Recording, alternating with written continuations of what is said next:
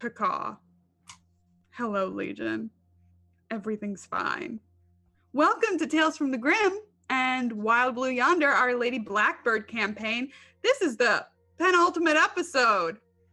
Hey, everything will be great. I'm Lauren, your never done a thing wrong in her life navigator for this evening's adventure, along with these very calm, cool, and collected players. Let's meet them, starting with someone who somehow makes that wig work. Greg, who are you? Who do you play? How are you feeling tonight? I'm Greg. I play Cyrus Vance. Frosty. Let's do this shit post haste. Next. Wow, okay. Serena, how are you this fine Monday evening? I'm tired, but here and great. Oh man, I play Kale, your first mate navigator of the Owl. Happy Monday. Please don't kill us. Sorry, that last part didn't come through. Alice, oh, hi. This is, no, because I guess the finale of this is next week. We've had one of our endings together. Yeah. It's really weird. We've been playing weekly for 6 months at least. So we're going to nothing. We're going to nothing. We don't like it. We're not fans. No. How are you? I am fine, thank you. Apart from that, but I'm Alice and I play Snargle, and Snargle is confused because he doesn't know anything that happened last week because he is the only other person in a completely different part of the ship. It's all good.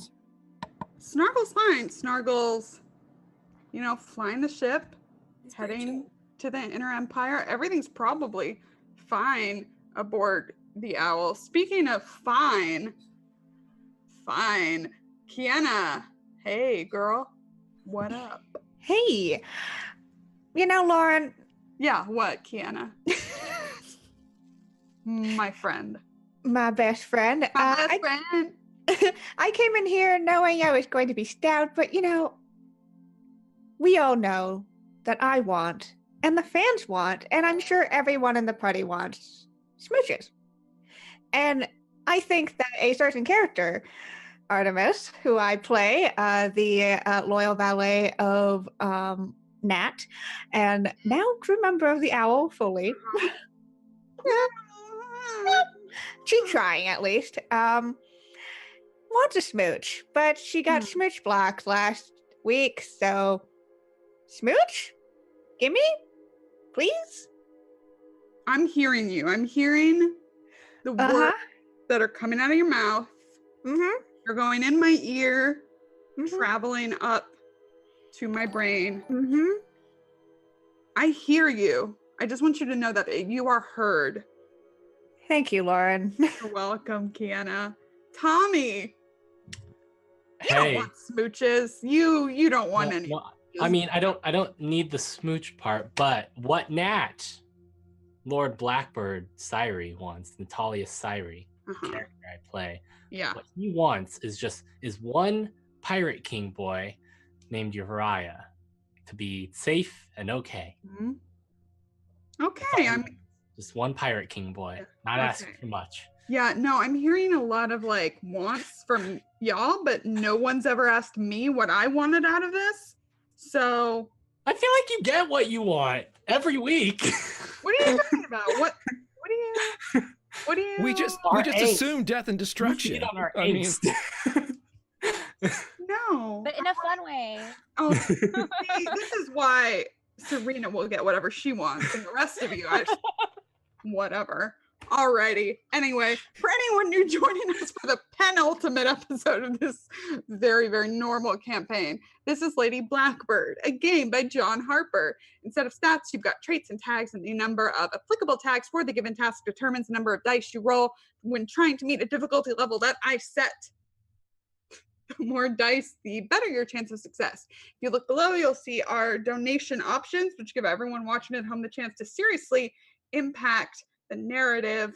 I don't know. I should probably put a smooch goal in there. That would be good. Maybe I'll do that for the finale. Whether you'd like to help or complicate the outsiders' lives. In terms of the world, all you need to know is this. The wild blue is breathable. The depths below it are not. The Empire rules, even on the free world. The solar system is small, taking only 6 weeks to cross. Beyond it is the void with its purplish tint. Magic, also known as essence, is rare and coveted and powers pretty much everything in the blue. The largest source of it is the star at the center of the system, known affectionately as Stella. And she's dying. Not next month, not next year, right now. So, on to our recap. Nat died. While he was dead, he had a vision of the small, silvery figure he'd spoken to before. She warned him to stay away, even though she was being hurt and he wanted to help. In this vision, he also saw Commander Cross and the man with the crow signet ring, and he saw a bound and weakened Uriah Flint. The figure helped revive him as back aboard the Owl, Kale channeled her own essence into Nat at the same time, successfully resuscitating him. Artemis, shattered after seeing her closest friend go down, confessed to the crew. All of the outsiders resolved to help the figure and save Uriah. Snargle set course after reading the message his brother Gruck left him.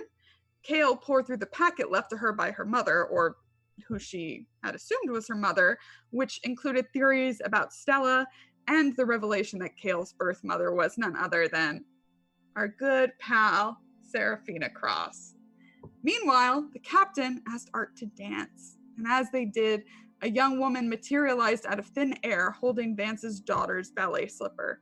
The same young woman Snargle had spoken to on Nightport, the same one who was presumed dead after Nat destroyed the Imperial ship, the one with the same wild blue eyes of Cyrus Vance. So, we are in the mess hall, I think it was, as you all can hear the distant music of Nat as you inch closer and closer to Vulcanus and your destination. The lights are low, pulsing as you move silently, as Snargle would, being back within the Empire's realms. This young woman, blonde hair tossed back in a messy braid, blue eyes fixed on Cyrus Vance, is holding a gun on him as he holds one on her. Art is in the room, and she just says, "I'm supposed to kill you."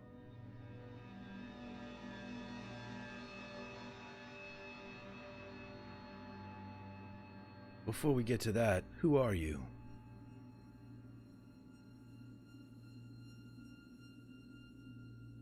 She looks confused at your question.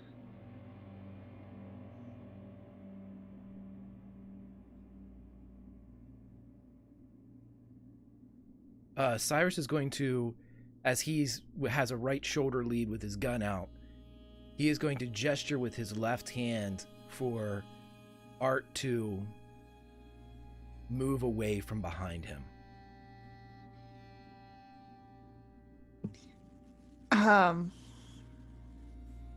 Artemis is gonna look at him. We're not leaving.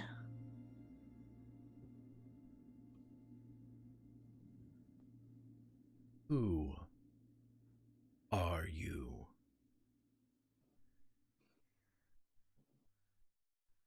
My name is Gwendolyn.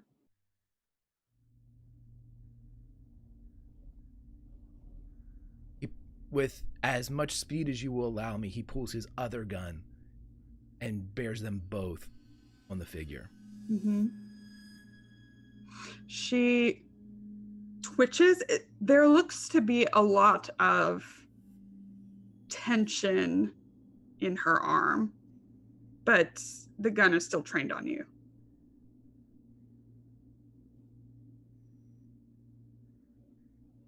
I'm going to ask one last time. Who are you?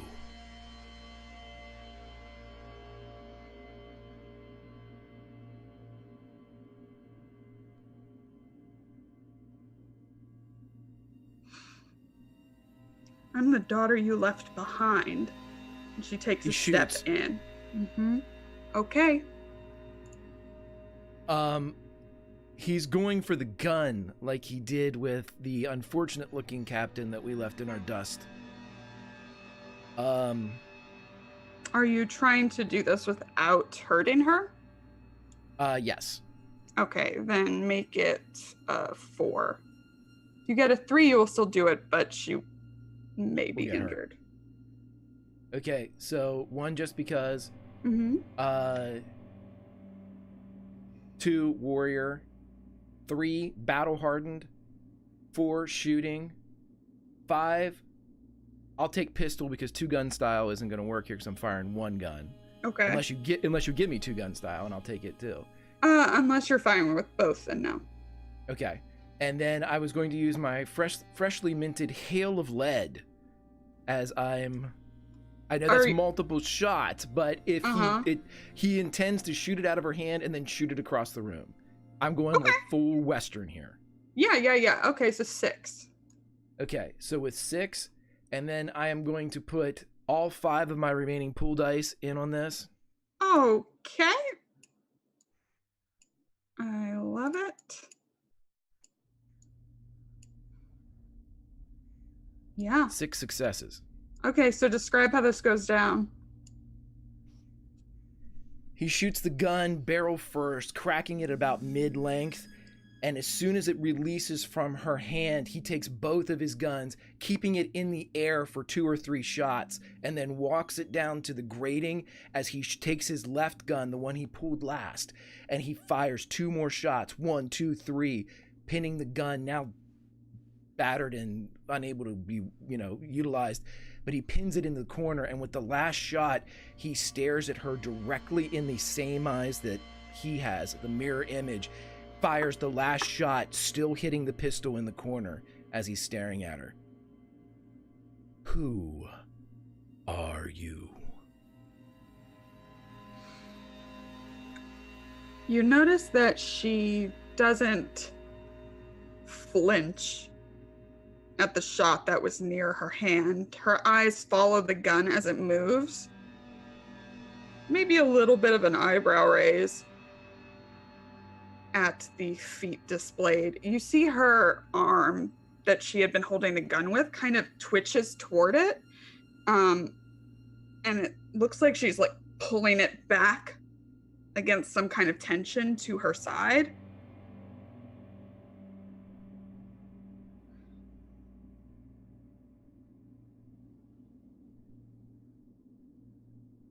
Why did you pick that name? Why are you wearing her face? I'm not going to ask anymore. I'm going to put you in the other corner.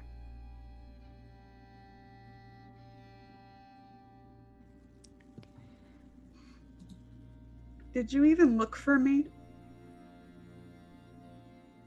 Art, you would see his entire back, his wide frame begins to grow rigid and his shoulders begin to rise.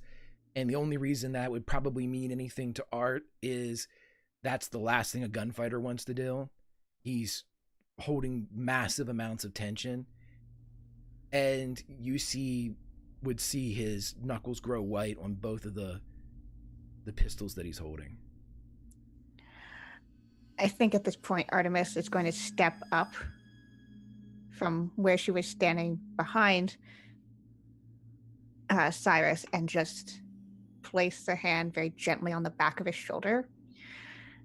As a changeling, could I look at this person and see if I note anything that would indicate that they are a shapeshifter? I definitely let you roll for it. Yeah, let's give that a go. Yeah.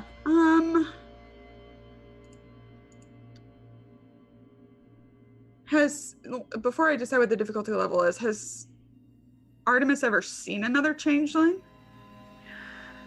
I think she has once on a different mission. Mm-hmm. Unfortunately, that one is no longer living. But she has studied how she done it several times. Yeah. Okay. Okay.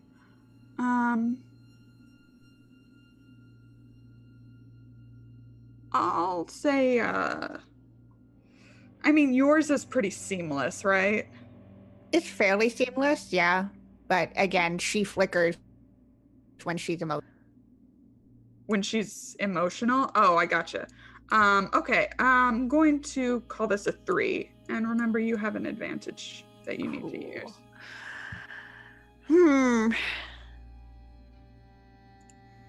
See, I have a changeling trait. It would require me to twist some of those tags. You can try it. All right. So, yeah, she's a changeling. How else does she shapeshift? Oh. So one just cuz. One just cuz. And then if I'm going to go with changeling, I would say blending. She's looking for anything that doesn't blend in with the rest of her. Same with imitate. I would also say indistinguishable. Yeah. I'll give you those. Convincing? Sure. Yeah.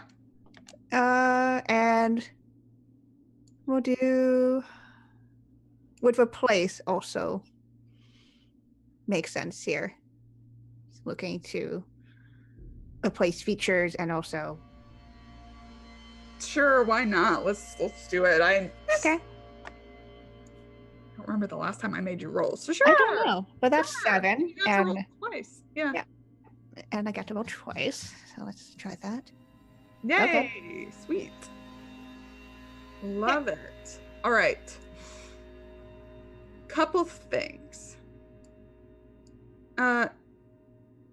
You see this young woman looks like she is under a great deal of emotional strain.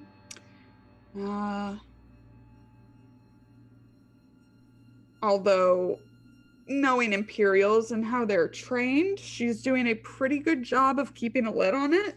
You see no flicker.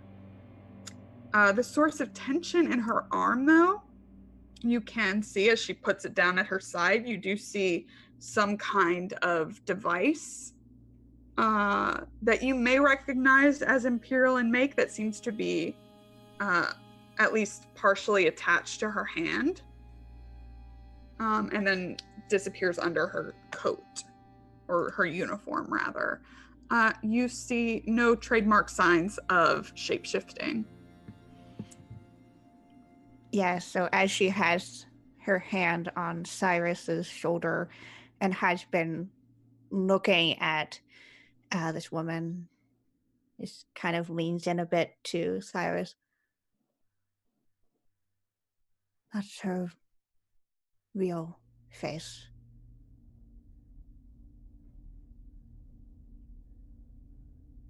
No. She stole it.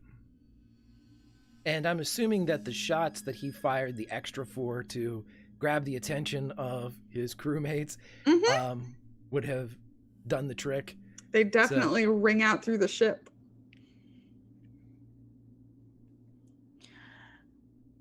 Cyrus, I know what shape-shifting looks like. This isn't it.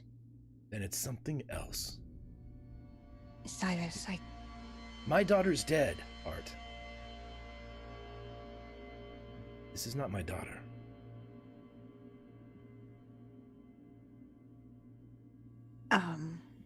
And Artemis will look to him and look back at the woman. And she's going to take a few strides forward and just grab her arm, the one that has the weird device in it. As Artemis moves, I'll say, because Gwen is still looking at Cyrus, she says, "He said you'd say that," as Artemis stalks toward her. She goes into a defensive stance. Who said that? I need to know who to kill next.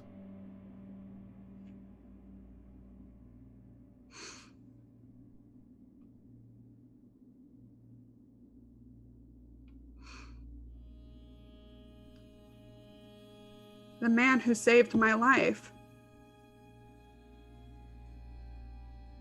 Giving you that face, he only bought you a little time. You are able to grab her hand. Again, it looks like she's fighting with it, almost. Although when you get close to her, it seems to almost shoot out at you and push you back.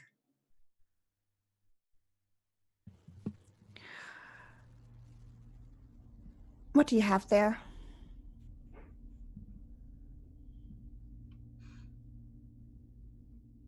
She looks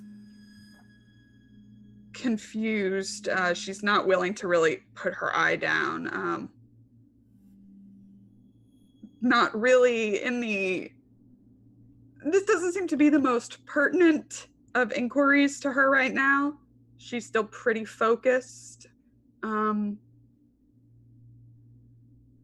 Are you engaging her further, or are you backing off? She's not backing off, but she's not going to move forward.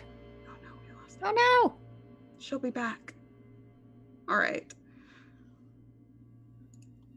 We'll wait till she comes back. She continues. She tries to not move toward you, but to the side of you, so she can get a better bead on Cyrus.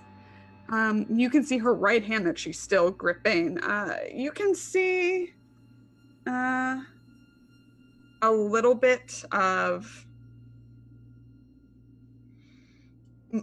more of the device. It's kind of embedded and seems to be pulsing with energy. It definitely looks imperial in make. Anybody might be able to recognize what it is. Is this like a detonator of some type? Is this like an explosive or anything that might be, or is it part of her hand? You said it was embedded?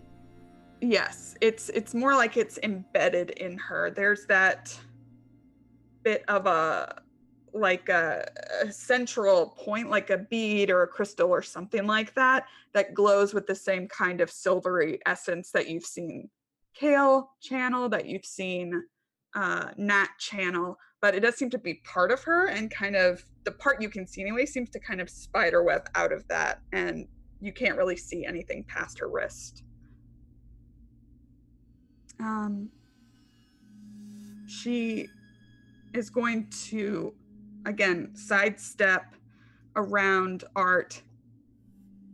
He said you were a traitor, and you knew what was going to happen, and you left Mama and me there to die in your place.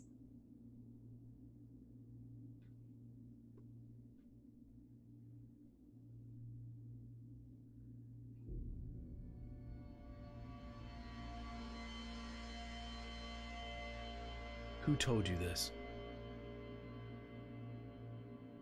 The man I've had to call father for the last 10 years.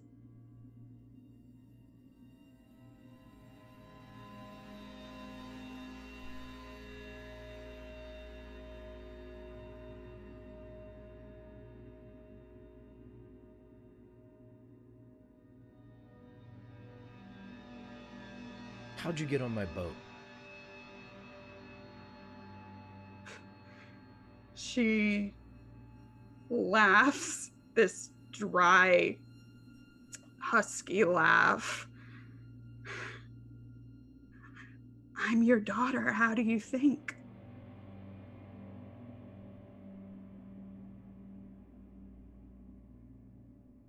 Prove it. At this point, Kale and Nat, and we'll catch up with Snargle when they come back. You have heard this shot ring out. What did both of you do? Kale just finished reading the letter, so she thinks that Seraphina Cross is on the ship. So she hi. Oh, hi. Let's pause momentarily and we can come back to exactly that as we fix cameras.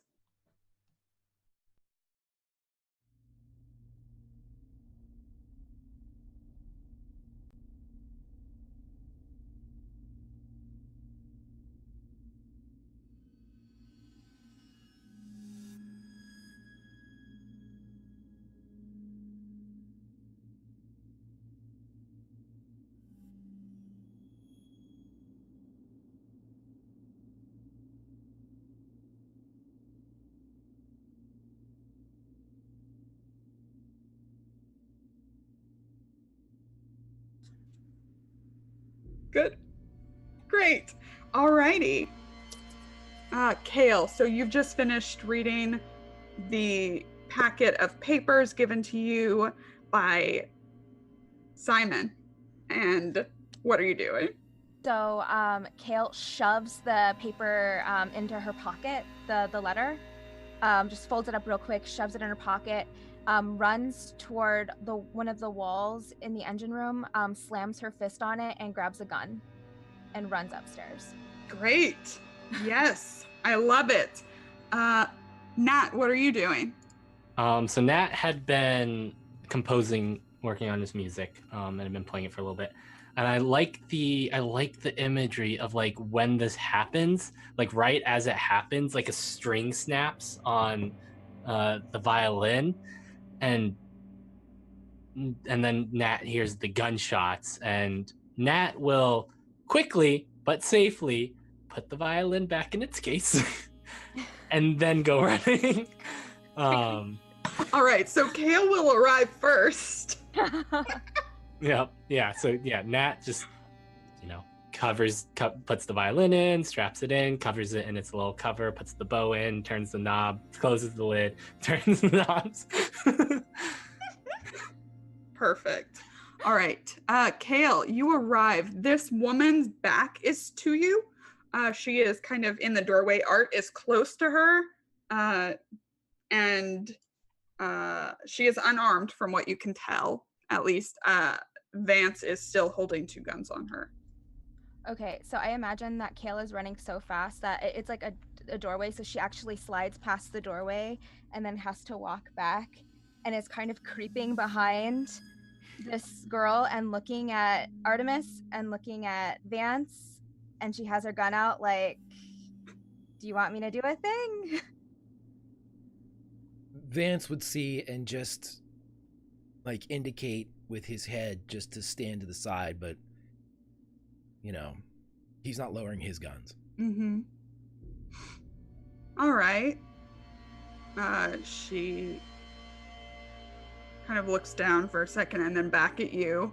And in the blink of an eye, she is directly in front of you.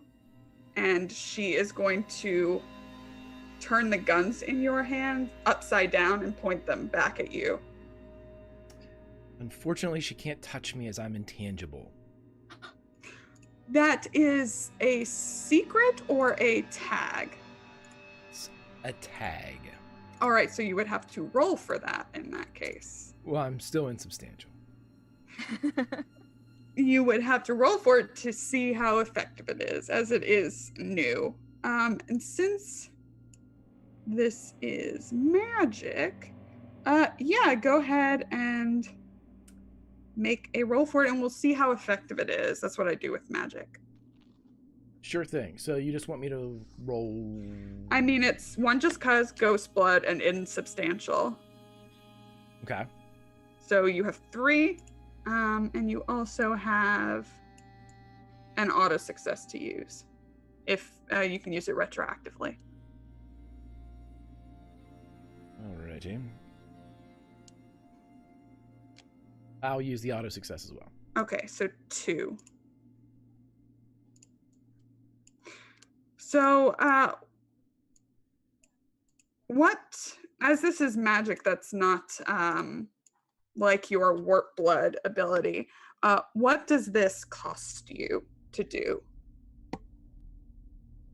It costs me an hour of my life.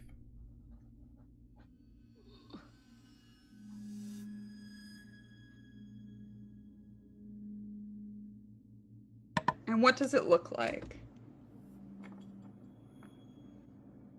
It's not so much that he becomes hazy or ill-defined or fog-like. He becomes another person. As it robs an hour from his life, it makes him look as he did in the prime of his life. He's standing, his hair's pulled back, he's in an Imperial officer's uniform. The chest is decorated with the medals of the day. And as he would turn into the image that if this is indeed Gwen Brannigan, it would be the one that she would remember him most. And just passes through him. As you do this and your visage shifts, she's got a hold of the guns as they fall through your hand, but seeing you, she drops them. No one would dance with me.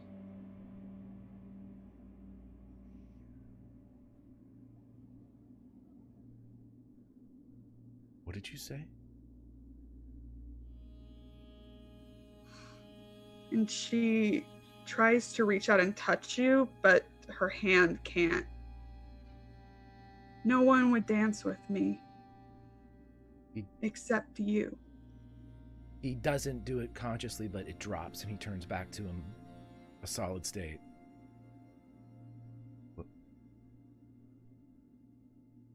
What did you say? Who told you to say that? It's the last night I remember with you and Mama.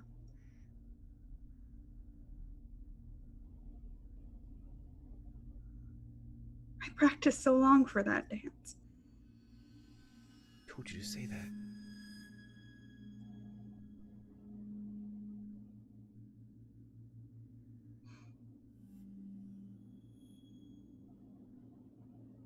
He looks at Art. He looks at Kale.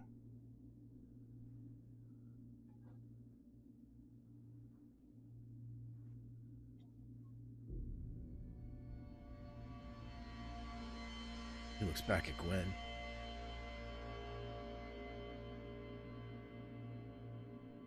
Who told you to say that?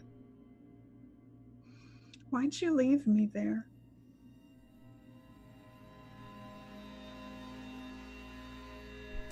Leave. He said you did. He said that you left us there to die so you could get away. He said you were a traitor. I'm supposed to kill you. Who are you? My name was Gwendolyn Brannigan.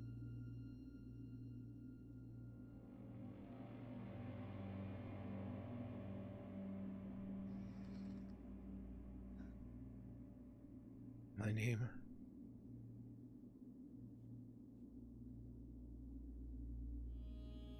That was my daughter's name. She and my wife died.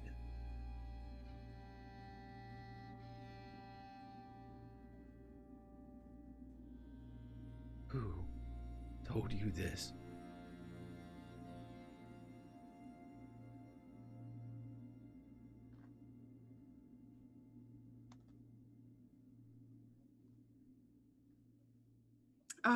This wave of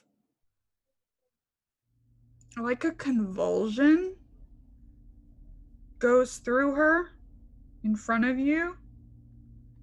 And again, that tension starting in the arm, but Art, from where you are kind of toward her side, and Kale, you can see this too. It's like the veins in her neck are pulsing. Is she falling?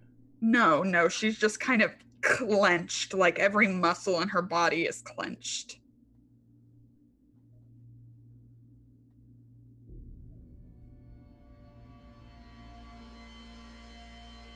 Did you know my daughter? Did she tell you this? Did you...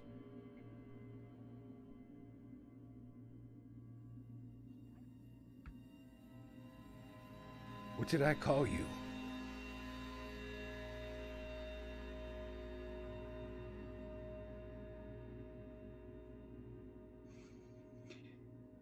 You can see her struggling to respond.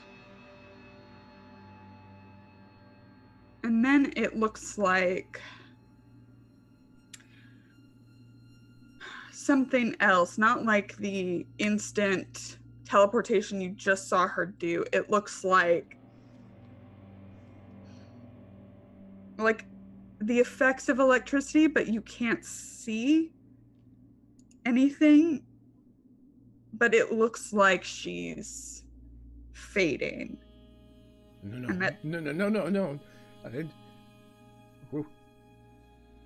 What did I call you?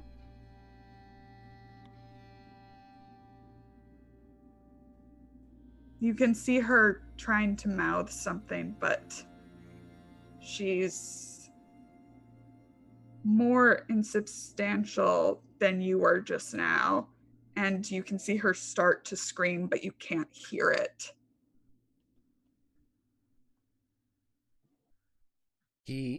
How close is the ballet slipper? She dropped it kind of in the doorway. It's nearby.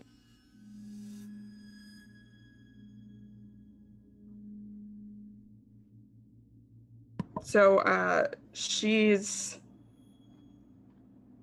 it's just a few feet away. He points to it. I know Kale's the closest.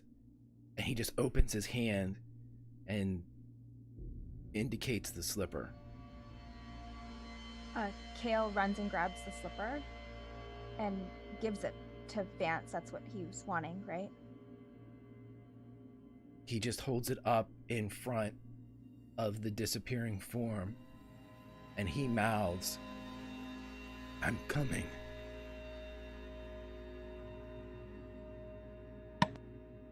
And the last thing you see where she's standing is her eyes looking at you.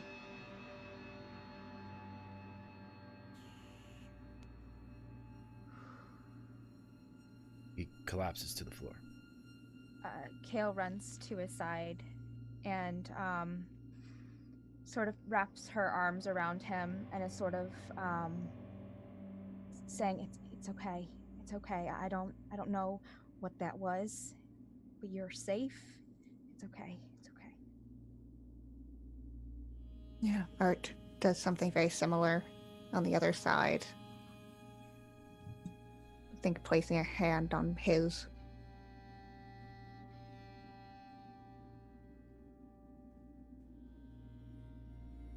He says to both of them, "How do we track that?" Did you get a good look on what was on her arm? I saw something blue, shimmer, an electric something or another. Crystal something in her hand. So, Imperial make. Either of my former Imperials could make a roll to see if you've ever seen anything like that before. Nat shows up at this point and he's Yes. got the stick. He's got the stick. The stick! Good boy! You found it! Good, Nat's good got the boy! stick and he's like ready to whack someone. Snargle, at this point, you could have made your way down. Yeah, I think Snargle was halfway through probably eating something and choked a little bit at hearing the gunshots and just went to find something and just grabbed. The stick was gone, so he went for something else. It was just something that he could swing and he just sprinted. Yeah, so Nat with his stick and Snargle with a half swallowing food just like slide in. Yeah, probably with a where bottle. where are they? Where's the enemy? Like Snargle's seeing Vance is like, "Vance, what happened?" And it sort of probably goes and sits down by Kale in front of Vance. What happened? Vance would just lean forward and rest his forehead against Snargle's. Just And, with like, the two of them. Snuggle will put his hand over the top of Vance's head. It's just rest his cheek against Vance's hair and just hold him there.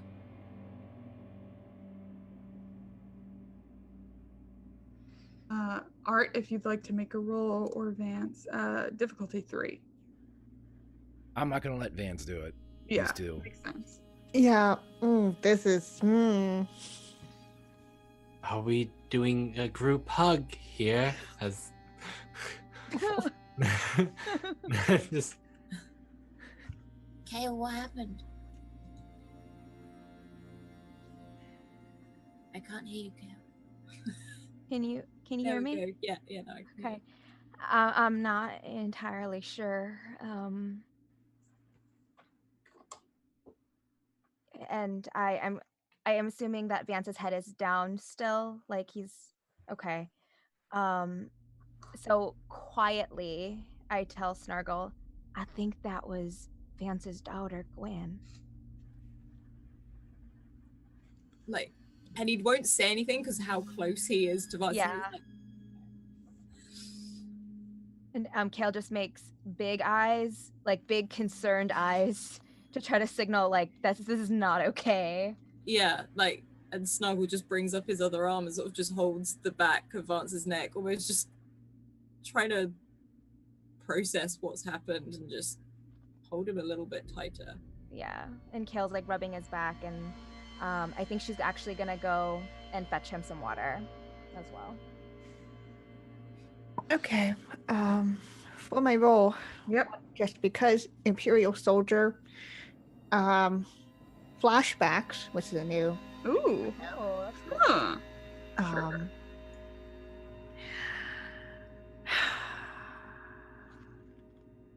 And nope, none of these other ones work. So I guess 2 for my pool.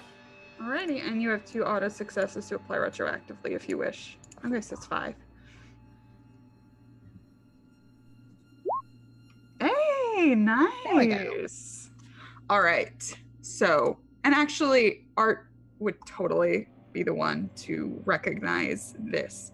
So what you do know about this and what it triggers in you is experiments that have actually, you would know that this is the kind of stuff, military tech, that organizations like the Veil would be working on. Basically, they help soldiers follow orders. It's everything uses essence here. It's embedded into them, so it's almost like it's wired into their brain. And this was outlawed publicly, but obviously not. Artemis knows that what goes on publicly for the military almost never rings true privately. So she'll just quietly. It's the work of the Veil. That thing helps control and make sure that the soldiers are obedient. that's barbaric. Soldiers are slaves. It's what happens. Snuggle says nothing. If anything, he puts like a gesture to be like, keep your voices down. Whoever's controlling Gwen wants Vance dead. So we kill him first. Yes. Well, that of course. It also gives me some thoughts as to where to follow this. We are approaching military base after all. Our destination.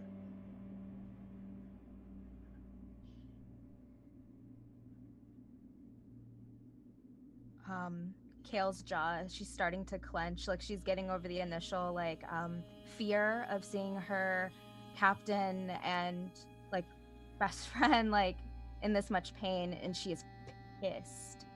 And you can see it's just very tight. And she says,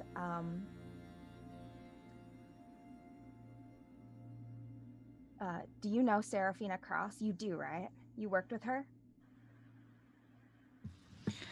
High Commander Cross was my commander while I was working in the military, yes. And she is currently the one threatening the Blackbird household and trying to leverage me. I'm sorry she was threatening our household.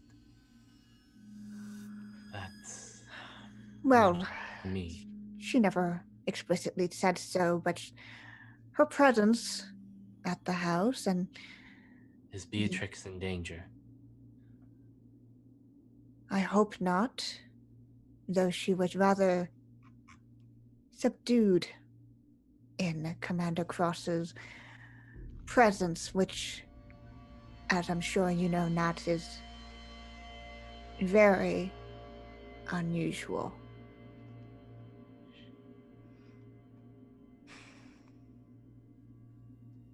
I think Snargle turns to Kale and is just like, we need to move it.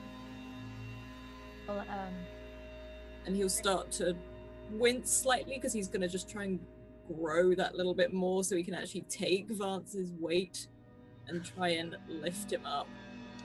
I'm going to get on the other side of him so we can kind of balance him on our shoulders and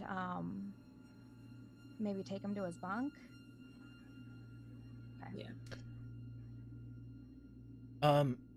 As you all would begin to move, Vance's hand would reach out. His guns are where they dropped. He would reach out and fish around the door frame, and you'd hear the clink of the neck of a bottle. But when he withdraws his hand, it's empty. And he would stop and look at everyone. How far can somebody transport like that?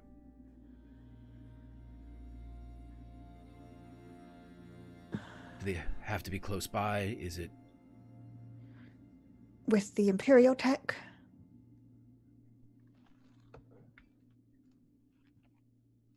I can't imagine it can be too far.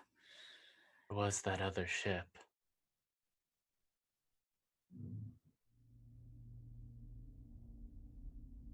If it's looking for us, following us.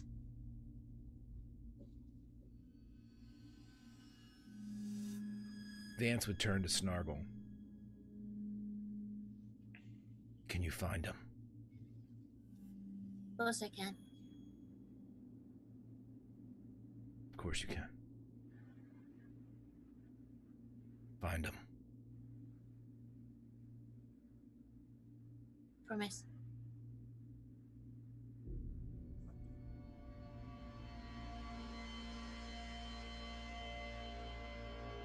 You're muted, Serena. What do you need right now, Vance? We need to find that ship. Mm-hmm. I need to find a man that is going around calling himself father. I need to kill this man. That's the end of my list. Well, I'll go get the big bad hug. We're gonna need it. We'll have to be careful about if that was your daughter and if what Art says these devices do.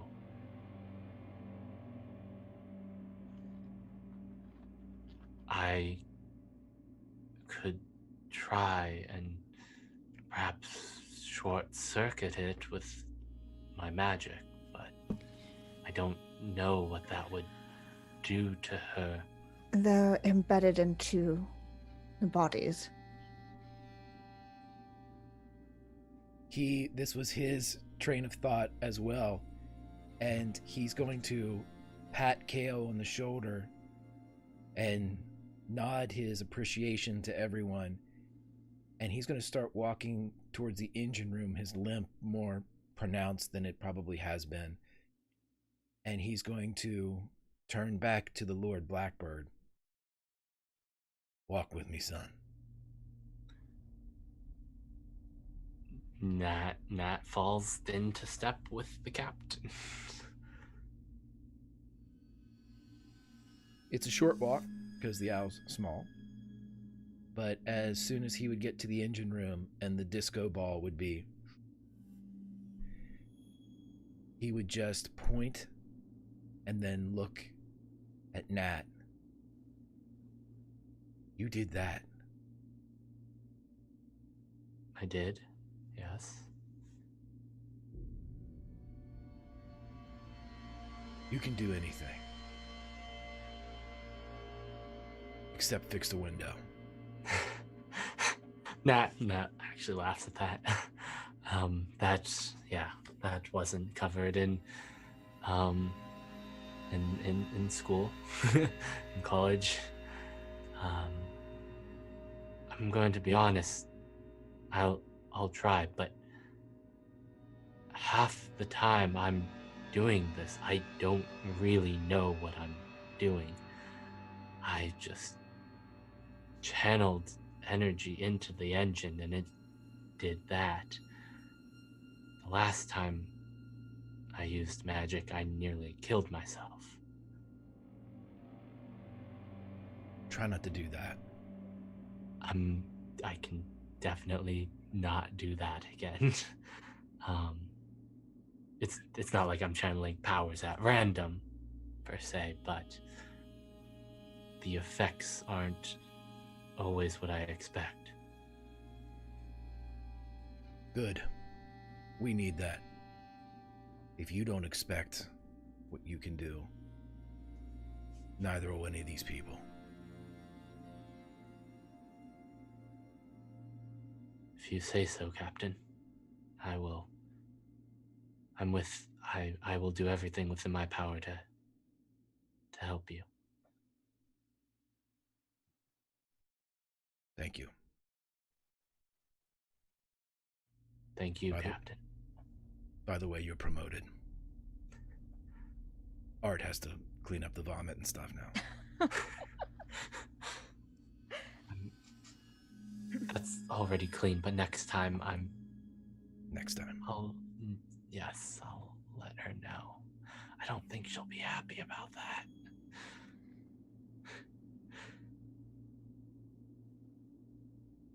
He'll drop his hand on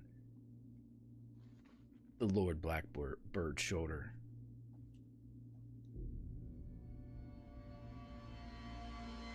Unexpected. That's what we need.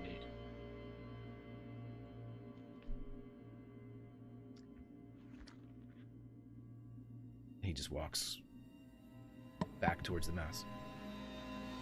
Nat, as you're standing in the engine room in front of the disco ball, you just feel a kind of comfort there that doesn't necessarily come from within you, but seems like almost like a blanket's been placed over your shoulders, although there's nothing there. And Snargle, what's up? What you doing? Snargle has immediately gone straight back Mm-hmm. to set course. His captain needed it, so he's gone straight away. He might briefly pull Kale aside, away from everyone else. He's like, Look, we'll do this. but he's not going on his own. No, he's not going on his own. He can't. We have to protect him, Snargle. I think he's gonna try. I know. But we can't let him. I didn't see anything. I don't know what. I don't really get it, but He was shaken. I've never seen him so, he doesn't do that. afraid. He's never afraid. It's bad, and we have to do everything we can to subdue whomever, to get through whoever, and to kill whoever to make this stop, because I can't have my captain broken. I didn't think he could break, if I'm honest. So you and me, okay? When it comes to it, we'll step up. You and me. We kill who we can't kill. Mm-hmm. Promise. Promise. And it's just sort of like a quick pat on the like the shoulder as he sort of then takes off again back towards the pilot seat. As Kale, oh sorry. Oh no, I just turn it on in because I know it makes an entrance noise. As Kale walks away from Snargle, she's making a beeline towards where Art was, and she goes to Art and looks her directly in the eye and says, "I need to talk to you. It's very important." All right. More privately? Yes, more privately. Here, I have a spot that I don't tell anybody about. And she's gonna go towards the medic room, and she's gonna pull a sort of like a laddery thing. She pulls it, and it's a tiny little like loft in the owl. It has a good window, but it's a very small, cozy nook that Kale keeps to herself on the ship. Does it have any of the art like in your room? Yes, it's like full of just like artwork and like, yeah, it's cozy. Okay. Yeah. So Artemis will climb in. It's a little cramped for her, but it's, she kind of does the cross legs and then like leans forward thing, so that she's not like towering. Yeah. I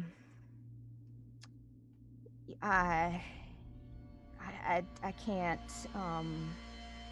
And Kale's shaking a little bit, and she gets this crumpled piece of paper out of her pocket, and it looks worn and it's dirty. And she thinks about not showing it to Artemis, but then gives it to her and says,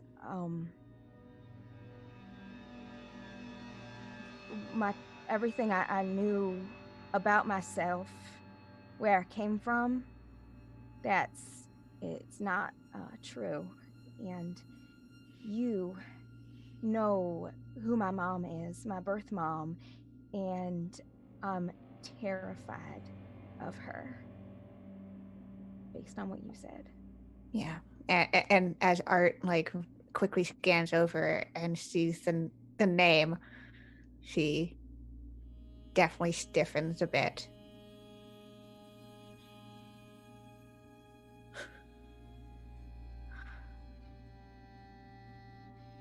I never thought that she'd be in a relationship where she could even think about having children.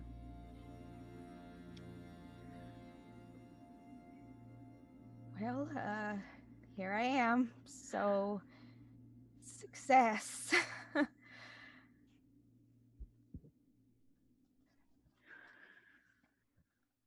I'm sure you have some questions. All of them. All of the questions. I can't promise that any of the answers will be ones that you like.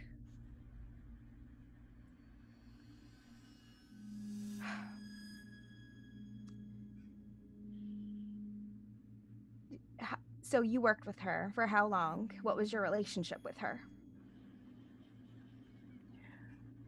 I worked for her for about 5 years. From far too young to be working under a commander like Serafina Cross.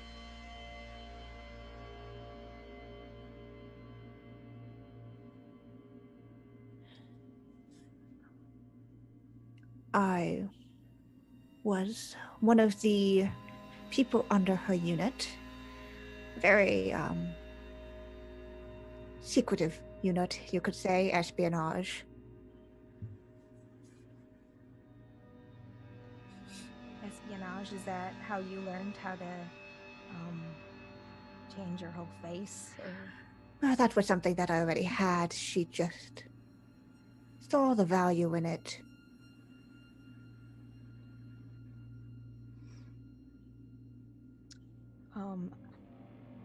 I believe that she killed my mother. My mother. Serafina Kraus is a woman who gave birth to me, but she'll never be my mom. And is she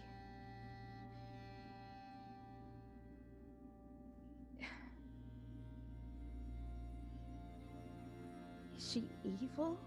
Am I part evil person? I don't. What does this make me?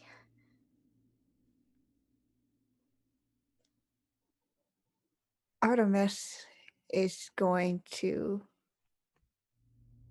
put a hand on her shoulder. Evil is not a thing that is passed down through bloodline.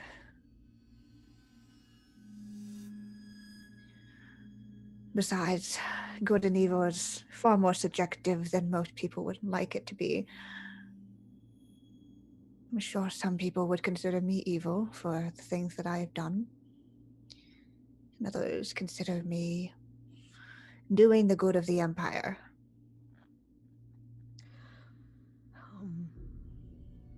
You said she did experiments. What kind of experiments? Were they related to Stella?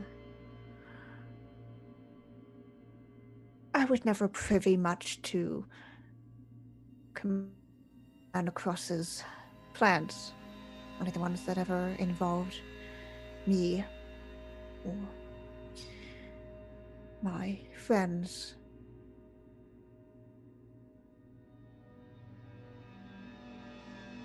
I don't know whether High Commander Cross can be considered evil, but she, as far as I know, is a loveless person. She sees people as assets and liabilities.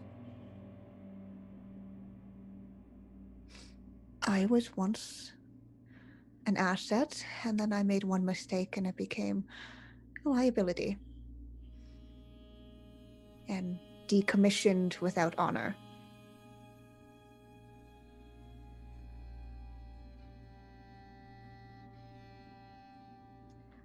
I think that I might be a liability to her. Should she know that I exist? I mean, she has to know I exist because, the whole like pushing me out and all that. So I'm here. But alive.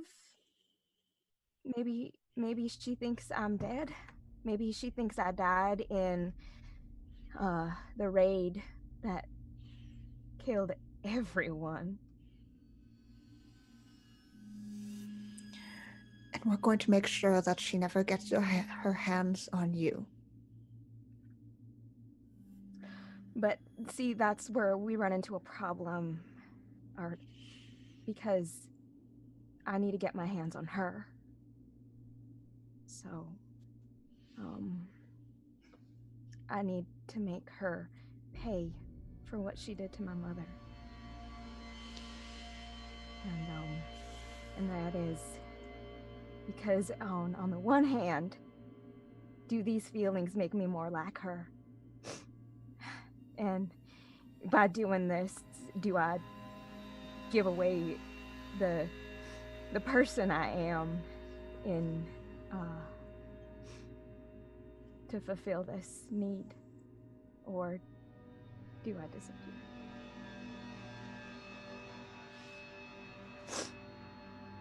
Kale, those feelings make you more human.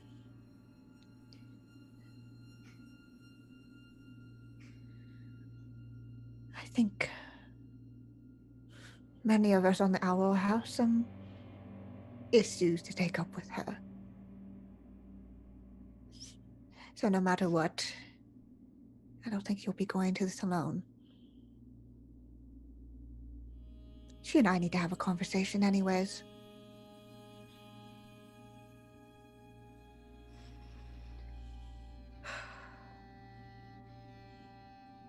Let's find her and talk. And Art will give her a small smile and squeeze her shoulder. Snargle, what are you up to in the cockpit? Snargle, now that no one else is there, is very frustrated. He's sort of pulling at his hair, he doesn't know what to do. He's always told what to do, so he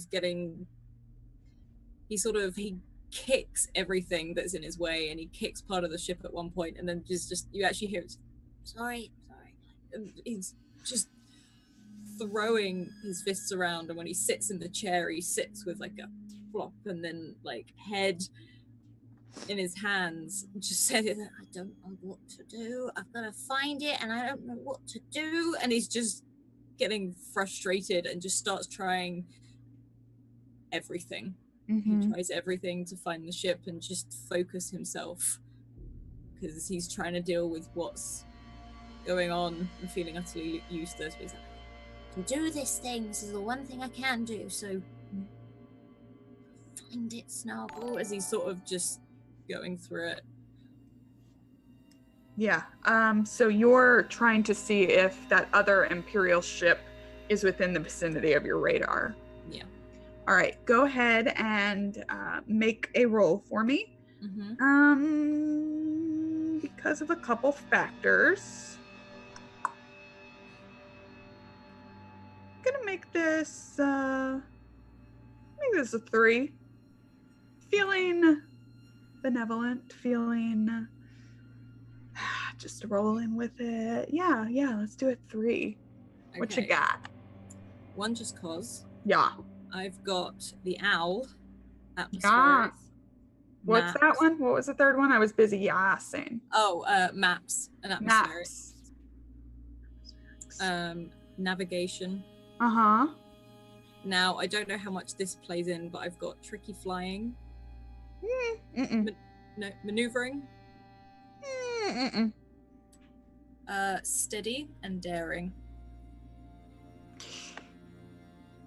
I think because this is mostly focused on you reading the owl and things like that, I don't know that those would be applicable for this. Yeah, that's fine. I was just checking. Okay. You do have 2 auto successes in the bank as well as all of your pool. Yes, I do have all of my pool. I might use 2. Okay. In my pool, so I need to, let's do that down to there. Hey, wow, that is some good rolling. All right.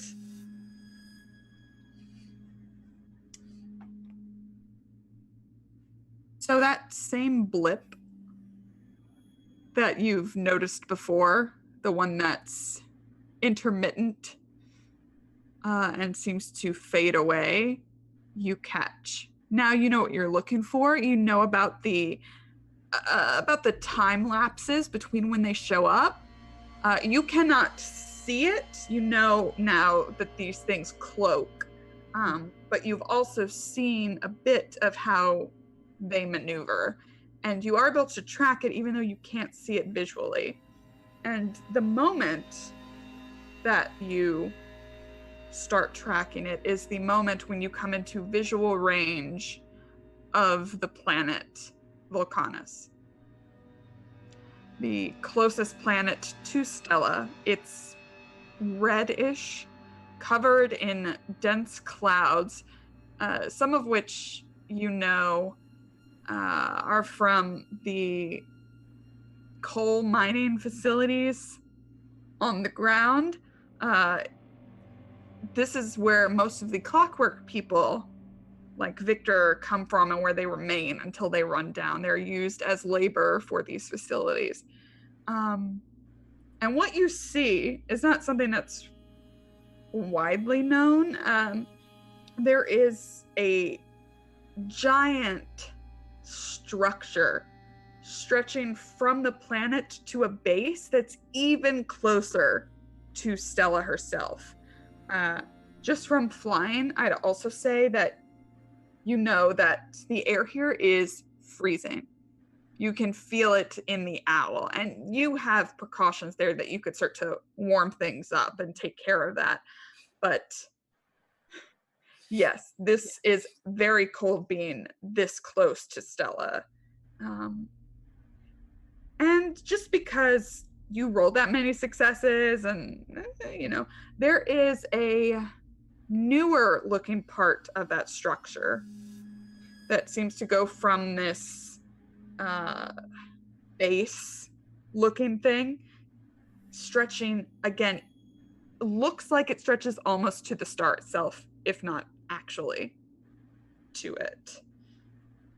Okay, and I've still got that blip going. Yes, and it's heading for the base. Yeah, you just sort of, gotcha. Okay, and he sort of reaches in to get a radio to call Kale. He's just like, I've got it.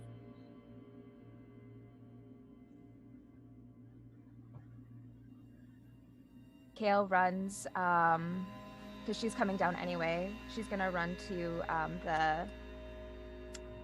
what is that called? The pilot pod? Yeah. Cockpit. Cockpit. Bridge. I'm a fan of pilot pod. I like pilot pod. You scamper to the pilot pod. I'm really good at ships, guys. Snargle's gonna label it. Canon. And just looks out and sees where we're going. And he sort of looks at Papa. and points down at the blip. Oh. That. Okay. Let's gear up, right? So Kale is opening a bunch of the drawers and starting to get out their Under Armour. I want one of these bullet holster things. I want 5 guns. Just to pass out, not just for me. I can never say no to a woman who wants more guns. So I think yes. Snargle has grown a bit again, so he's probably the same sort of height as Kale, just so he can fix on all of the very same things as they sort of start. Because Snargle definitely wants to gear up before they tell Vance. Yep, same. So starts loading everything on and sort of taking some weapons out, passing them to Kale. And Kale is actually taping. You can tell she has visible guns, but she's actually taping some under behind her back, in her coat, putting a knife in her boot. Just very sneaky weapons. I think Snargle doesn't have a lot, because as much as he's slightly taller, he hasn't got any additional strength to actually carry anything.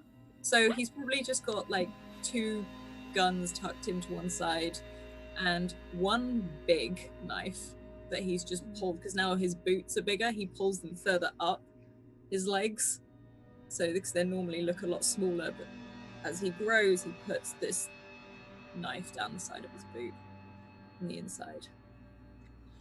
Right. I guess it's time to get the others, huh? Yeah, let's do it. I just had a thought. About Nat. About like, should we get him like a does he get a gun? Is that a Do you thing? want him to have a gun? I mean, I don't know. He does have that stun sword, and he was fine with it. I mean, you can give him one, but I just guns are very dangerous in the wrong hands. I don't want him to shoot himself. You know what I mean? that's kind of what I was worried about. That or one of us. Yeah. I tell you what, we'll take one along and Yeah. see how he does. All right, cool. And I have I've been working on this thing. I'll give it to him. It's a thing I've been working on specifically for him. Not a big deal, and it's a net gun. I like it. The net gun. The net gun. It's just okay. It's running off. It's just sort of holds Kale's hand briefly because Snuggle is actually quite terrified because Vance isn't leading this. Uh-huh. I'll go get Vance. Do you want me to go with you, or do you want? I don't mind, but maybe you should get the others geared up before I tell him. All right. Kale's gonna run to Artemis first. Mm-hmm. First off, I would like to just make a quick interjection and say that I would like to have a montage of this duo getting ready. And I also want to say how brilliant it is that Alice had Snargle grow to have more real estate to hide weaponry. Fantastic. I love it. Carry on. I thought you were gonna ask for something. I was just gonna say no.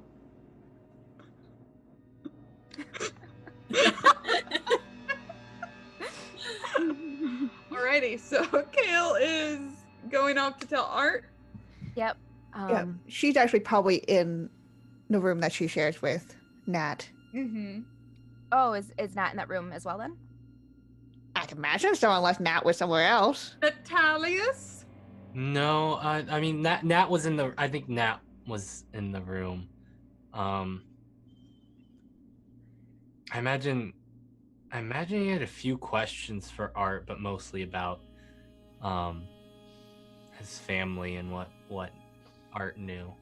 Yeah, so we'll have probably like told him everything that she saw. Down to, there was the man with a crow ring that had a hand on Beatrix's shoulder, that she was oddly subdued, and that, everything felt weird to her, which is why she didn't say anything at first when it happened, because she was trying to deal with it. Yeah, Nat is, I think, Nat mentions the vision he had when he was passed out. I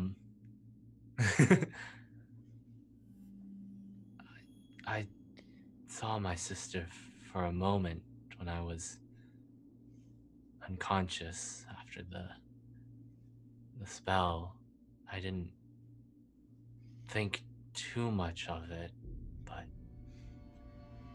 it seems to match up with what you're saying. I don't like this. Any of this, what's going on. It feels wrong. Seems that everything's converging. It does indeed. Oh, so coincidental. When you said the word converging, that's when I burst into the room. Yeah. And just burst in, and I have it almost looks like a Nerf gun, like a big fat barrel, and I go, we're about to do this. We're almost there. Nat, I made this for you, and she gives it to him. Oh, It is a net gun. You're welcome. Sorry, did you say nat gun or net gun? It's a net gun. Net. I still cannot tell. I believe it would be both.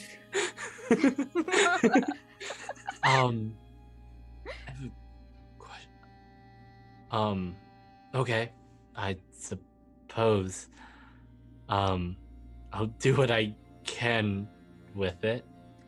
And our Kale puts her hand on Nat's shoulder and is looking at him in the eyes and says, "Now, Nat, this is not going to be like one of your stories, okay?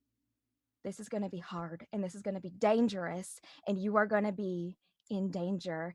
In stories, the good guy always wins, but today we might lose. So I need you to be strong and I need you to be tough. And I need you to do whatever you have to stay safe, okay? Can you do that?"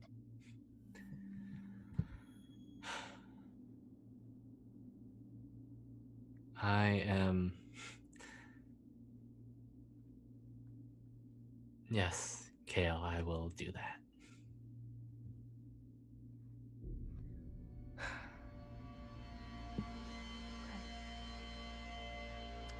Let's go get Vance. And after Kale says that, like, Artemis gives her a very small nod. And then she'll reach under the bed where all the stuff is stored and brings out a very long box. And as she opens it, she pulls out a very well-loved high-make Imperial rifle that hadn't made an appearance yet, because she didn't need to.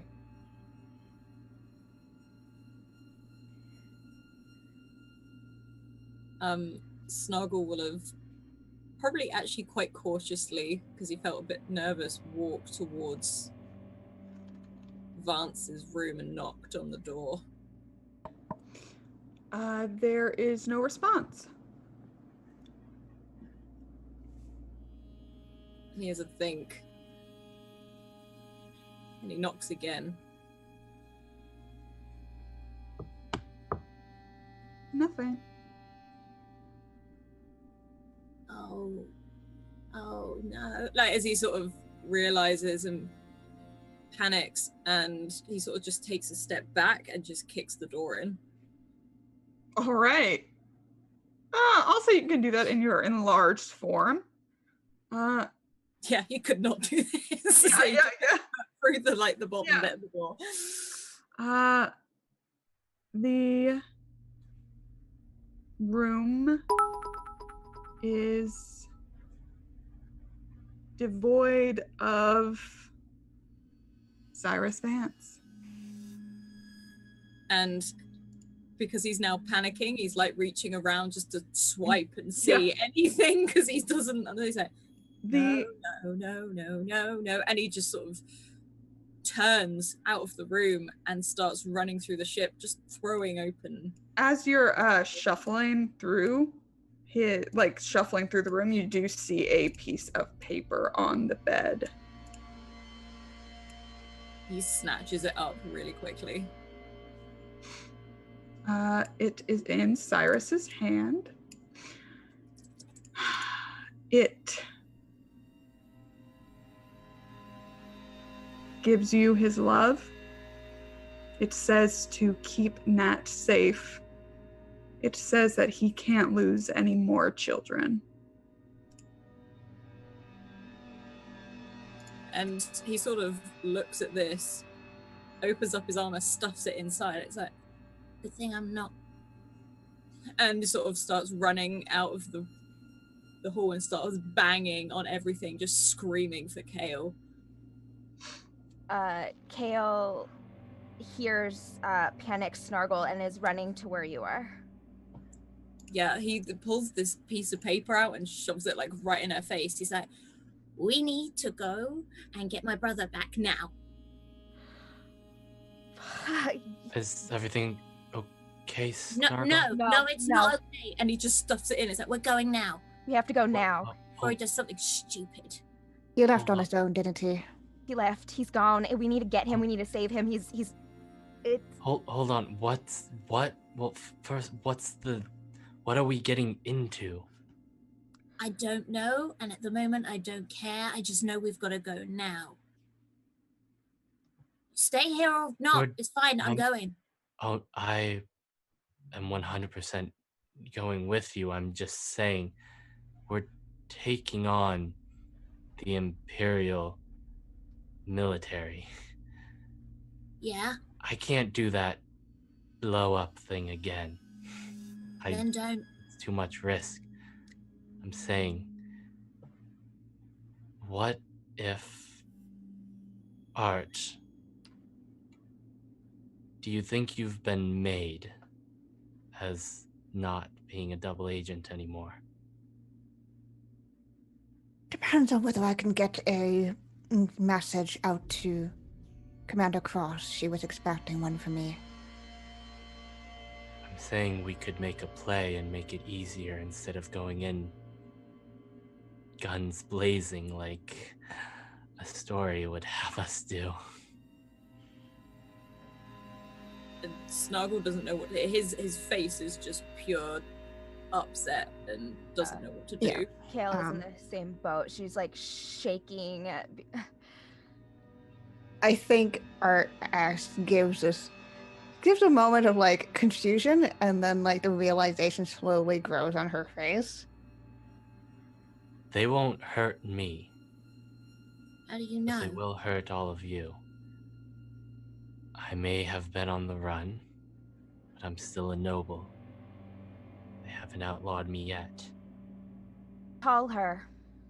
Call Seraphina Cross. Call her. Now. You two can't be in the picture. Maybe I should be. Maybe she should see my face. That would ruin the point of this. Kale will make sure that the conversation happens. She just can't know about it yet.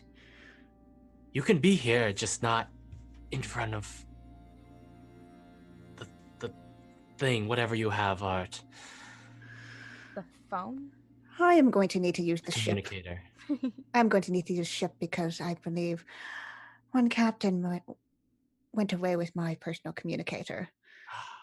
Hold on one second. And Kale pulls out her personal communicator that she stole. That's right. Yeah, you did. Well, I want the captain back as much as, well, I haven't known him as long, but I want to get him back. But we're talking about, I may come off as a little naive. I like my stories, but I'm well aware of politics of the military and the families. They are intertwined.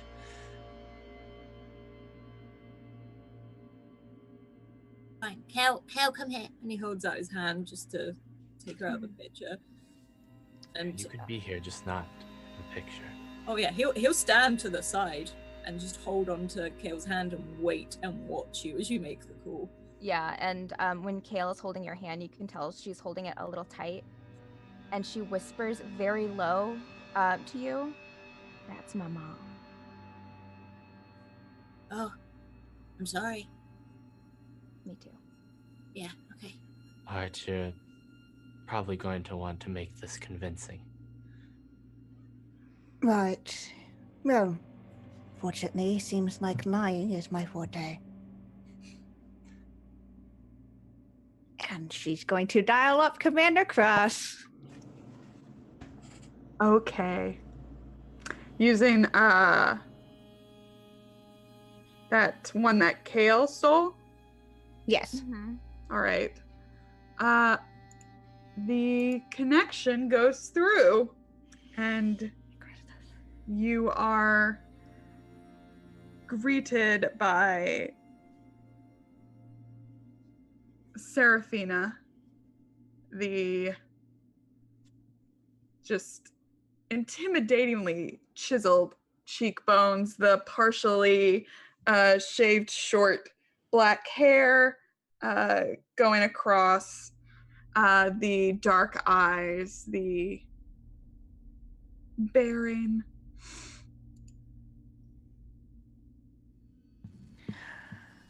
She looks a little surprised. Good day, Commander Cross. I did not expect to hear from you. No. Well, I'm sure you're aware of it, but I'll be arriving on your doorstep shortly with the promised passenger. And she turns the communicator enough to show Nat. Lord Blackbird. She looks genuinely surprised at how this is going, considering how the last conversation ended and you hanging up on her. Mm-hmm. Commander, I'm glad you are safe. I hope the same can be said about my sister and my family. Yes, Beatrix is here. Of course, she is safe. And she'll move the communicator away because she's like, don't want Nat to blow up at her. It took some conversations and, well, some rearranging of our current circumstances, but, well, we're right at the doorstep. I am very pleased. Could I speak to the Lord again?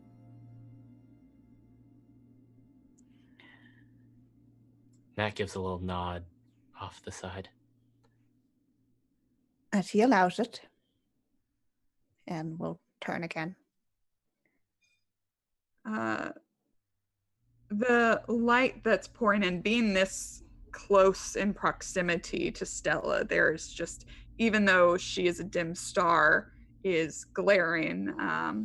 But even through that, as you look at her, there is a level of genuineness as she addresses you. I'm sorry for all the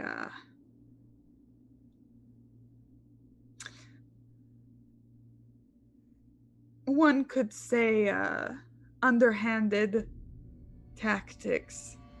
Yes, one could say, turning my own best friend against me. Oh, well, I did not have much to do with that. I'm being delivered, I suppose. There had better not be any harm having been done to my family. My Commander. lord, I am trying to prevent harm to the whole of the blue. And I think we can do that with your help.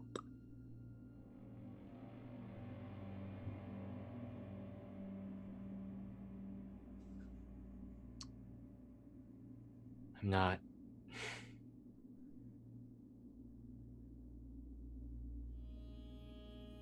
sure what that means. We need your help, Natalius. I understood that part, Commander. I just don't know what for. But if it keeps my family safe from your hands, I'll do it.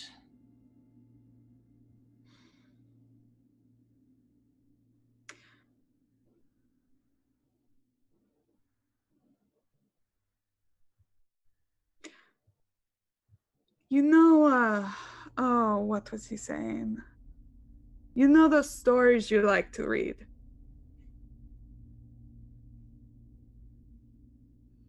Nat sort of just turns his head. Well, you're going to be the hero.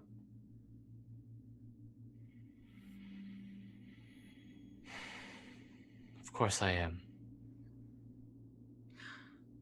We will open a pathway for you. You are on the right course.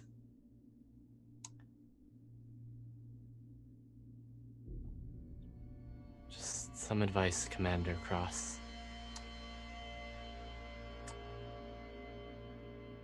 If any harm has happened to anyone in my family under your... I'm forgetting the word. Care? Yeah, care works. Under your care. Well, you probably know what happened to the last cross that didn't agree with my family.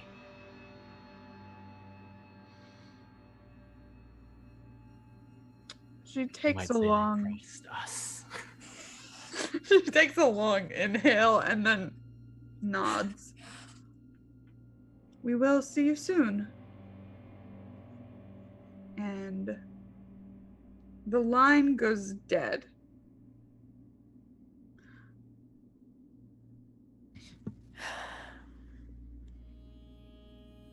Nat. Good work. Oh my gosh. She like puts her hand on his shoulder and just like gives him a small smile. You were very convincing. She's terrifying. Yes. Nat, give me your coat. Nat will hand his coat to Art.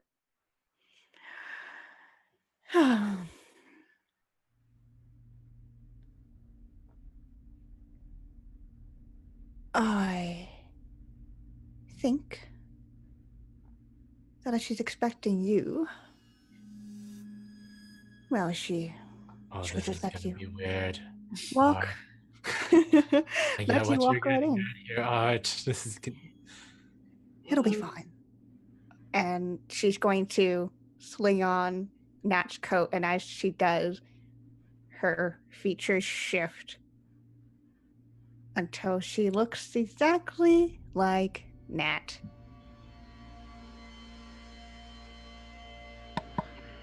And as this disconcerting event transpires,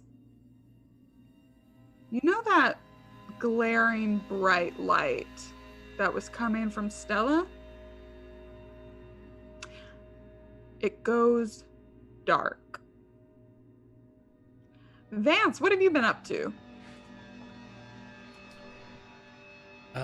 Vance would like to make a telephone call. Great. Where are you doing this? Is this before you left the owl?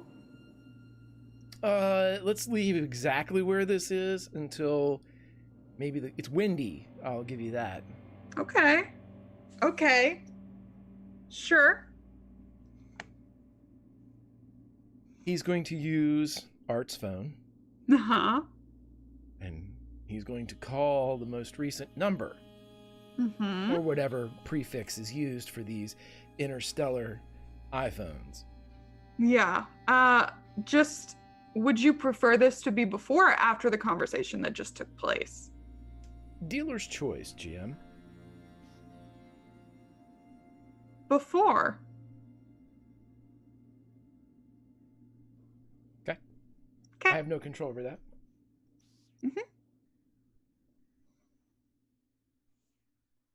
Okay, so the last number I believe was Cross, not Micah.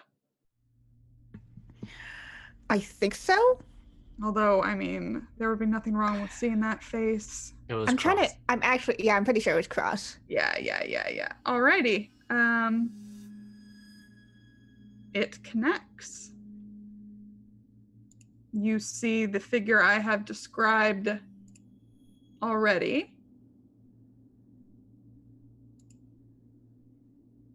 What Commander- do you say?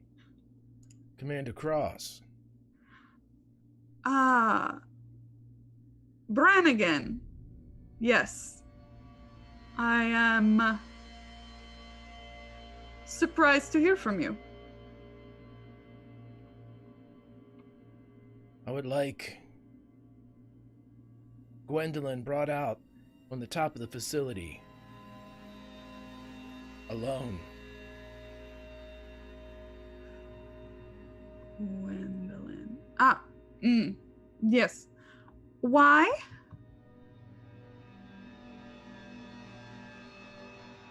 So we can discuss something.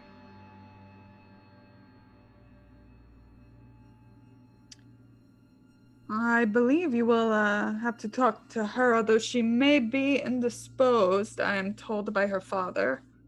Good, then I can discuss with you.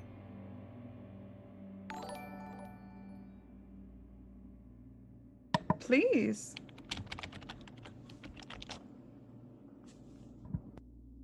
Let's discuss the terms of your surrender.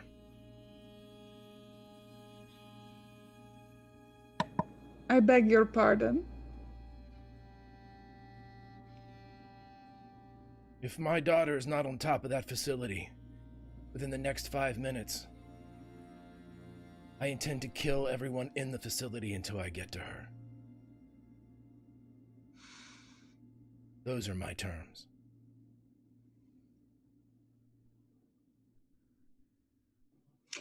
How are you planning on doing that?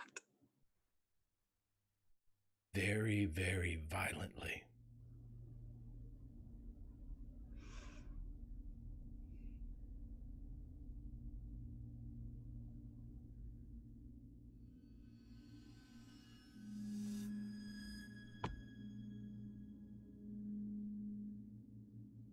All right. The line goes dead. He lets the phone fall as it tumbles through the blue, as he is rocketing in flight towards the facility. But he is not dressed as he was. Well, he is dressed in the garb of a father, as he is wearing his imperial uniform. Both of his guns are out, and he means every word he says.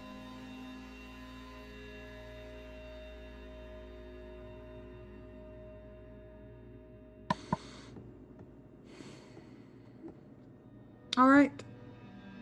Some time passes as the other conversation we witnessed takes place. And you are above the facility? I am. Are you still in the air or have you landed? I'm Flash Gordoning this shit. I am flying blind on a rocket cycle straight at fucking Mongo City. I don't know. Yes, I'm alone. I'm flying. All right. Great. A few minutes go by. And, yeah, why not?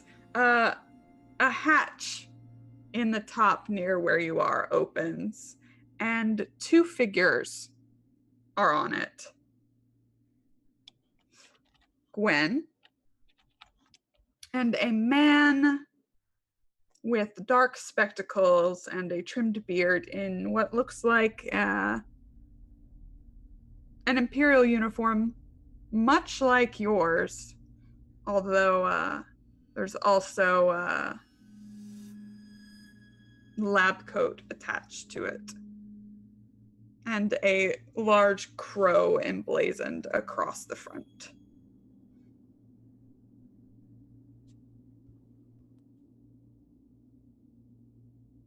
He will slowly drift down, but he'll remain hovering about an inch over the actual surface of the building. His, for lack of a better term, his youth is evident in the appearance that he has, but he still holds the voice of a freighter captain. This is the person he saw in that vision, correct? Mm-hmm.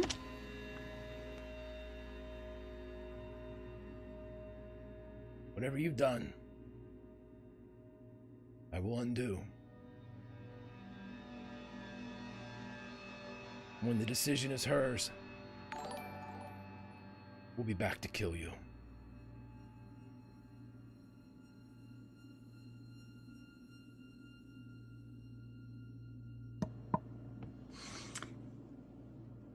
The man smiles. You see Gwen standing by his side. There's something a bit subdued about her.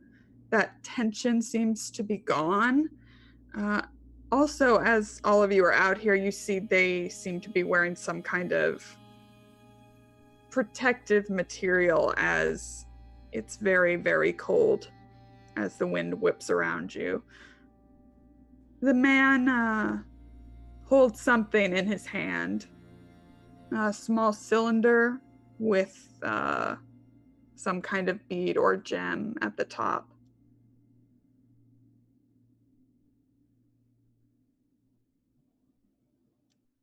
He doesn't say anything. He just seems to be smiling a bit condescendingly at you. Is this where you threaten my life or hers?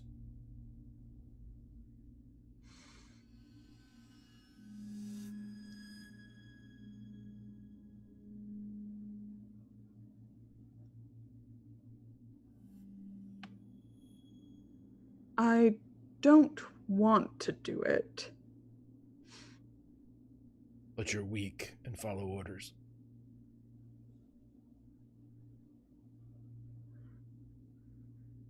No, just the work here is too important for one life's consideration.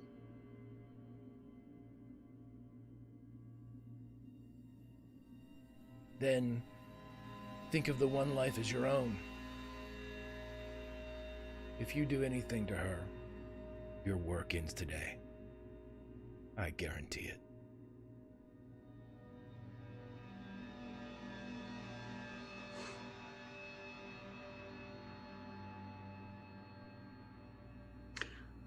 We'll see.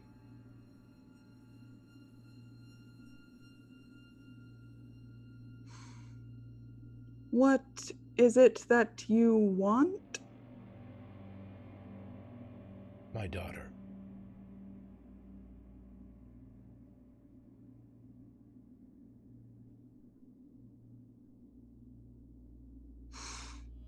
Gwen, her head kind of lazily lifts toward him. Do you want to go with this man?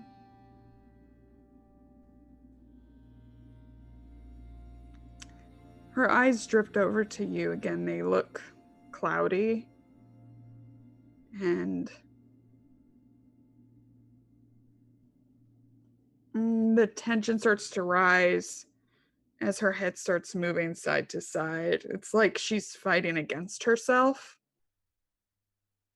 He drifts closer to them, still maintaining that inch or two above the surface.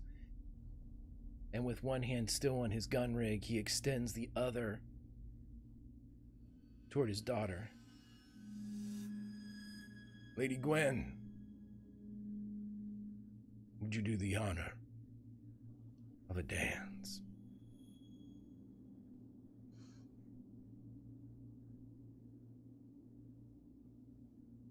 Her eyes immediately well, and she fights, and she reaches her hand up to you, and then everything goes dark as Stella dies. And that's where we're going to end things for this week.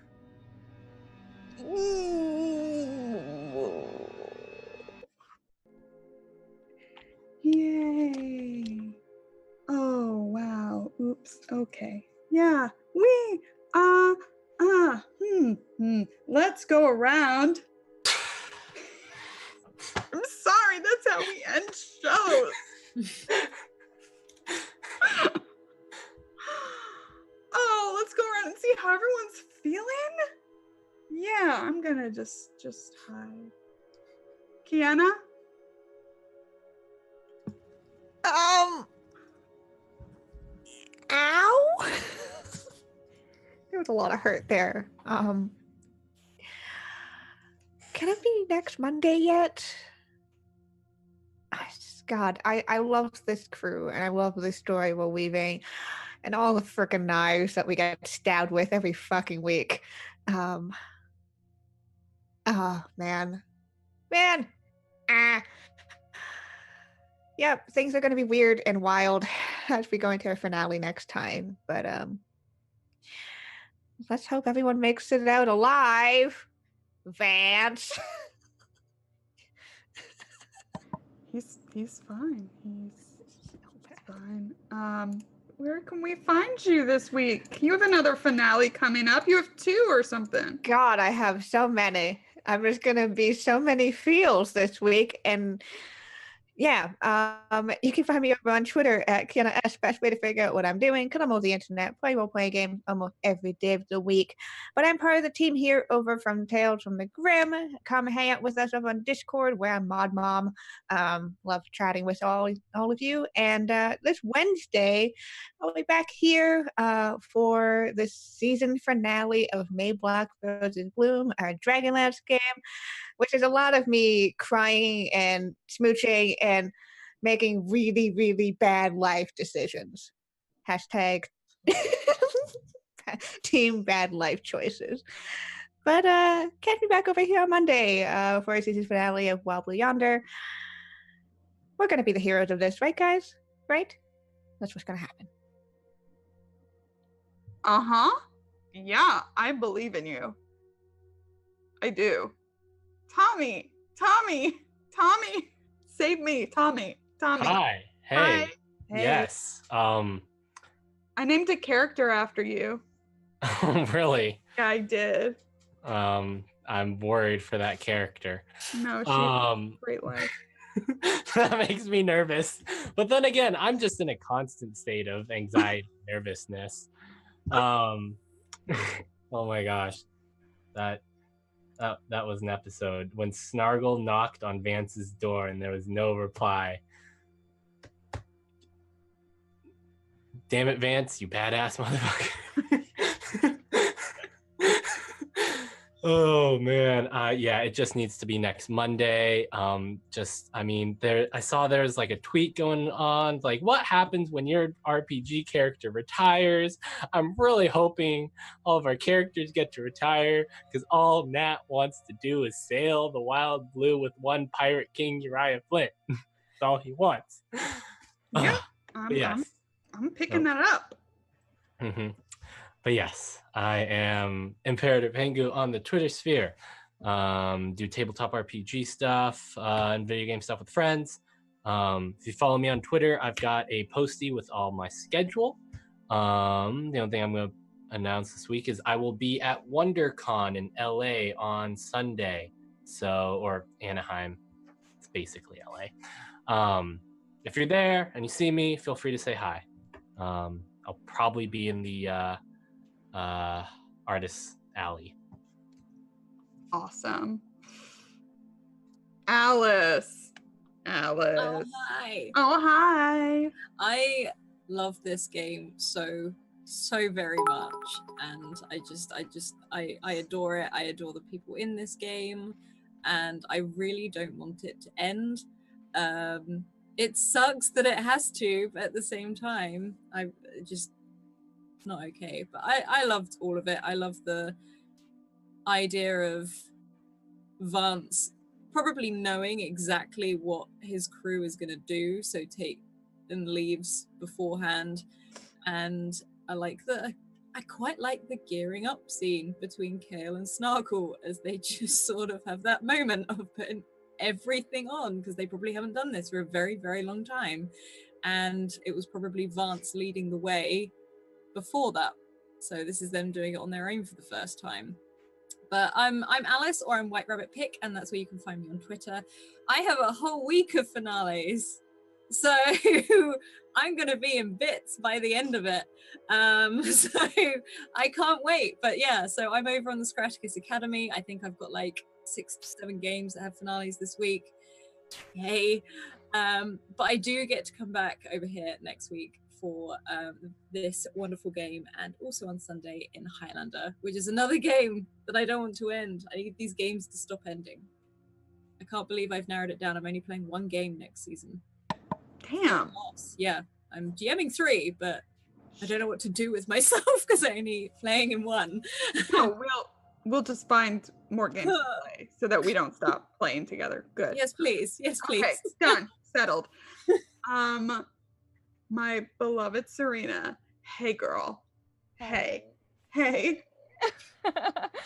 I can't stop crying, so that's cool. That's a cool fact about me right now. Nice.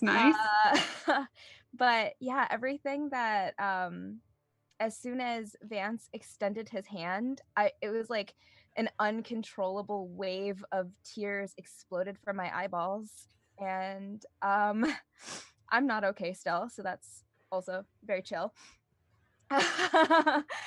Gosh, this game is so fun. I love how all of our characters have changed from episode 1 to now, like, and how our relationships have grown. It's incredible because it's not been that long as far as like campaigns go. So I think that's awesome. On social media, you can find me at Serena X Marie at Twitter or Serena Marie on Instagram. Also on the show, The Dungeon Rat. Oh no! No. The most amazing image. I was gonna say it's a good one though. It's very like 90s. It's very like 90s, like promo. She's back. Yay! I'm back. Hi. The Dungeon Rats. The Dungeon Rats. Yeah, we're great. It's fun. Carlos and Patrick do a lot of the original music. So we do original music and sound effects. It's highly produced, which is cool. And also this Sunday, I have my finale with Rivals of Waterdeep. We have the privilege to perform at PAX East. So we'll be streaming from their conference room, and I'm very excited and nervous. Yeah, so that's what I have going on. That is awesome. Greg. Hey, what's up? Oh, nothing much. Just, stabbing my friends. Oh, let me know when you get to me. I'm right as the rain. This is a great game. This isn't a good game. It's not an okay game. This is a great game. And I will admit it freely that Lauren has done a masterful job of putting this all together. And this crew is just that. Wow. I'll let you in on a little secret, everybody. I usually hate everybody I play with. But this group, boy, oh boy, I don't hate them as much. They are really, really all right. They're okay. No, this is just a fantastic group. Oh my goodness. I look forward to this story so much. I both dread and cannot wait for the finale next week, just to be able to see how this ends up. Like Tommy said, do they get a chance to retire? Of course not. But I just want to see. I want to know. I need to know. Chat, fantastic. Legion, amazing. You all are just so invested that I'm sharing because I'm emotional during all of this, and you all are absolutely fantastic.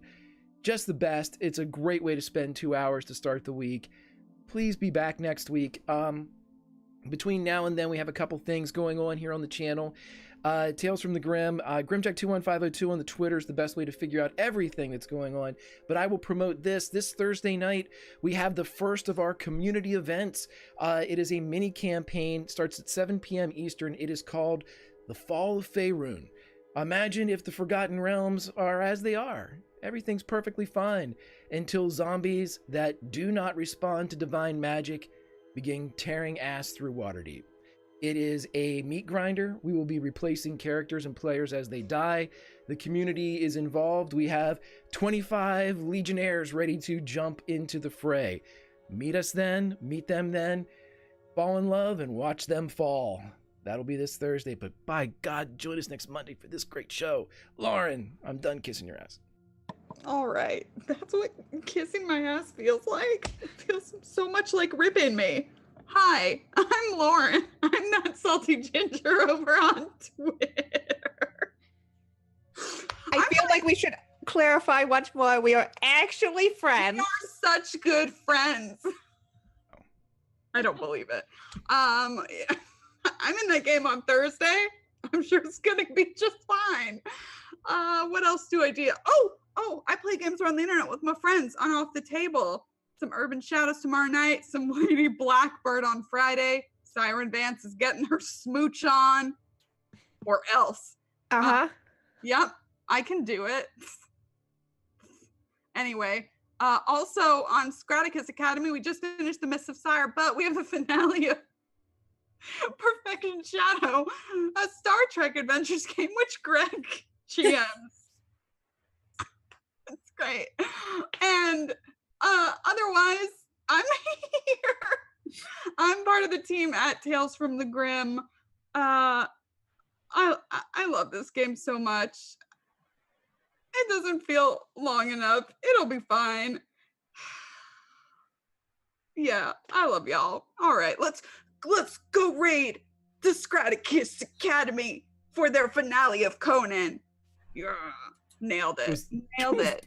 Was that like a Conan voice? Was that the? Okay, what's our raid call when we go over there? What was it like? Sad smooches? Where was it, Levi? No, Pilot Pod. Pilot. Pilot Pod. Yes. Pilot Pod. Okay, everybody, we're gonna caw with a Pilot Pod when we raid over. We'll see you all next week. As the campfire goes down, there's only one thing left to say. You can't always roll nat 20s, but you can always roll play. We'll see you.